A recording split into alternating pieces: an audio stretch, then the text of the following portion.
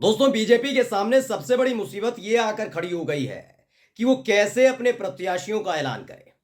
क्योंकि जिन प्रत्याशियों का ऐलान किया जा रहा है, ऐलान होने के फौरन बाद ही एक लिस्ट पहुंचती है और उसके बाद उन प्रत्याशियों का जबरदस्त विरोध शुरू हो जाता है। खासकर पंजाब में ये हो रहा है। हालत ये पैदा हो गई है दोस्तों कि बीजेपी के कई नेता ये नहीं चाहते कि वो इस बार चुनाव लड़े। सोचिए, एक तरफ लोग चाहते ना, मैं भी चुनाव लड़ूं, मैं भी सांसद बनूं, वो भी ऐसी पार्टी से जिस पार्टी की हवा आंधी जलजला चल रहा हो, और वहीं दूसरी तरफ अगर उस पार्टी से कन्नी काटें लोग, तो यही तो हो रहा है। दरअसल आपको मालूम है कि जब पहली लिस्ट बीजेपी ने जारी की थी, तब जयंत सिन्हा जो झारखंड से सांसद बीजेपी के, गौतम गंभीर, उसके बाद बिहार से पवन सिंह ने तो टिकट ही लौटा दी थी। अब वो निर्दलीय चुनाव लड़ रहे हैं एनडीए के खिलाफ, एनडीए के प्रत्याशी के खिलाफ, उपेंद्र कुशवाहा के खिलाफ। ये अलग अलग जगह हो रहा है।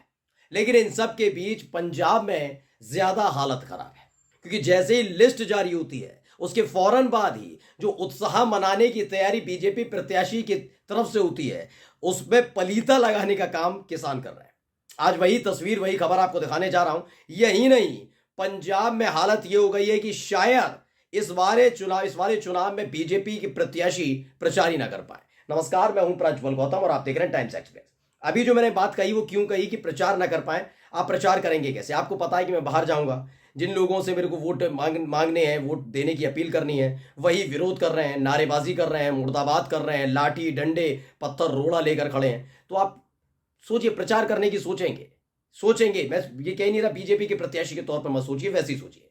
ये हो रहा है ना, पहले हंसराज हंस, फिर परिणीति कौर थी, वो ये तमाम लोग, अब एक नया नाम सुन के जुड़ गया है। इसमें है परमपाल कौर, ये बठिंडा से बीजेपी के प्रत्याशी हैं। पहले वीडियो देख लीजिए आप।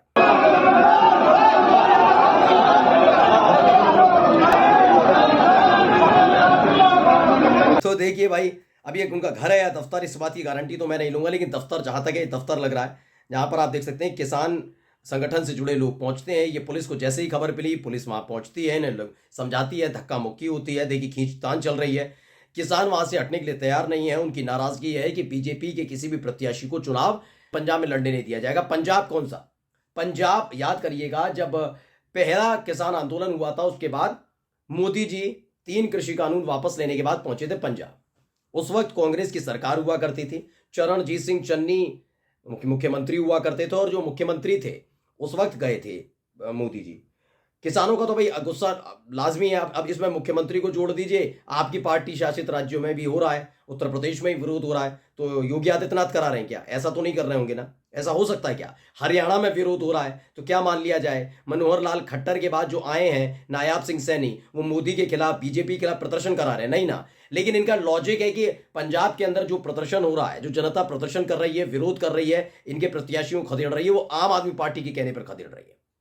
लेकिन हरियाणा और उत्तर प्रदेश में जो रहा, उस पर चुप्पी साध जाते हैं। गुजरात में जो कुछ हो रहा है, वहां के मुख्यमंत्री करा रहे हैं ना, नहीं करा रहे ना, या वहां पर बीजेपी के खिलाफ साजिश अपने ही लोग रच रहे हैं।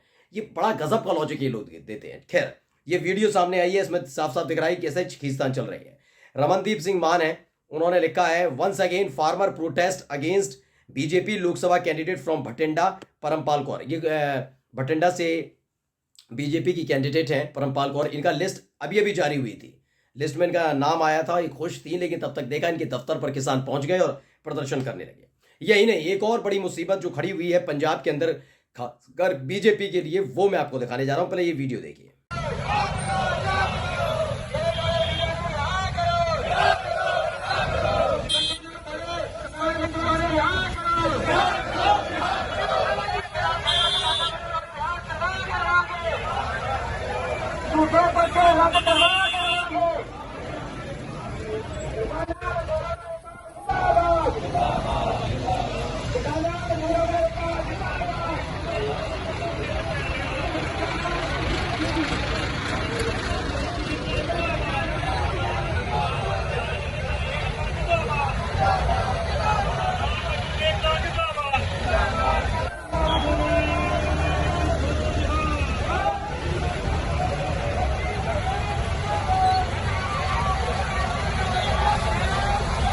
तो ये शांतिपूर्वक आपको मार्च लग रहा होगा, लेकिन मार्च शांतिपूर्वक जरूर है, लेकिन लोगों में गुस्सा है। ये सारे के सारे किसान हैं। अब आप कह दीजिए ये कैसे किसान, इतनी बड़ी बड़ी गाड़ियों वाले जो हमेशा गोदी मीडिया है गोदी मीडिया के एंकर पत्रकार कहते रहे, गोदी चैनल कहते रहे, बीजेपी के नेता कहते रहे, अंधभक्त कहते रहे, सोशल मीडिया पर जो दिहाड़ी मजदूर बिठाए गए 5-5 रुपये के ट्वीट करने वाले, वो कहते रहे, इन्हें खालिस्तानी बताते रहे, इन्हें उग्रवादी बताते रहे, इन्हें माहौल खराब करने वाला बताते रहे, इन्हें आईएसआई एजेंट बताते रहे, ये पैसे लेकर दूसरे देशों से पैसे लेकर मोदी के खिलाफ साजिश रचने वाला, इन्हें बताते रहे। ये होता रहा है इसी देश के अंदर, ये किया जाता रहा। अब आप इनके बारे में कुछ भी कहिए, लेकिन ये प्रदर्शन किया जा रहा है। इसे रमनदीप सिंह मान है, उन्होंने ट्वीट किया, लिखा, despite government assurance to free the farmer arrested during the ongoing farmer protest 2024 by 16 April farmer were not released.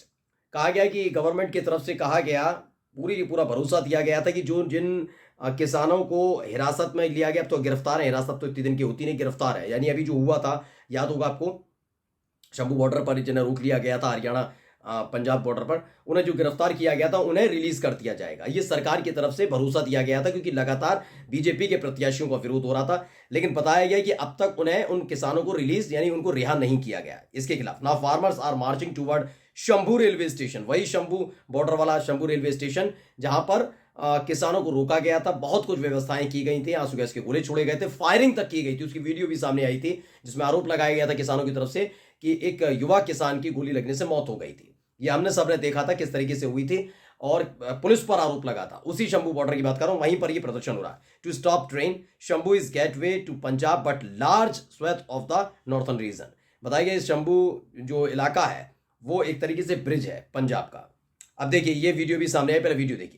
सारे सब साथियों को सबको हाथ जोड़ के नमस्कार। साथियों, आप देख सको जो हमारे 3 साथी जेल में हैं, भाई अनीश खटकड़, नवदीप सिंह, गुरकीरत सिंह, उनकी रिहाई के लिए दोनों मोर्चों ने जो कॉल दी, उस कॉल के अनुसार आज यहाँ शंभू रेलवे स्टेशन पर रेलवे ट्रैक, जो दिल्ली अमृतसर रेलवे ट्रैक है, इसको पूरे तरीके से जाम कर दिया गया है। तो वहां पर पहुंच गए ये किसान, इन्होंने प्रदर्शन किया। अब हिम्मत नहीं हो पा रही किस मुंह के साथ इनको रोका जाए, क्या क्या क्या कहा जाए, क्योंकि जब इस देश के प्रधानमंत्री आगे आकर 3 कृषि कानून वापस लेने का दावा करते हैं, साथ ही साथ कहते हैं किसानों की आय दोगुनी की, अभी तो प्रचार भी चल रहा है, आप देख रहे हैं, विज्ञापन बड़े जोर शोर से हर न्यूज चैनल चला रहा है, बड़े जोर शोर से, पता नहीं क्या, सारा के सारे किसान इस देश के टाटा, बिरला, अंबानी बन चुके हैं, ऐसा फील कराते हैं कि कितना पैसा उनको दे दिया। 6,000 रुपये साल देकर मोदी जी अपनी पीठ थपथपा रहे हैं। बहुत अच्छा लगता है सुनने में, किसानों को 6,000 रुपये साल मिलता है, उस हिसाब से लगा दीजिएगा कि 500 रुपये पर महीने देकर अपनी पीठ थपथपाई जा रही है। अब रमनदीप सिंह मान ने ऐसे भी ट्वीट के कहा, एमएसपी गारंटी कानून की मांग को लेकर चल रहे आंदोलन के चलते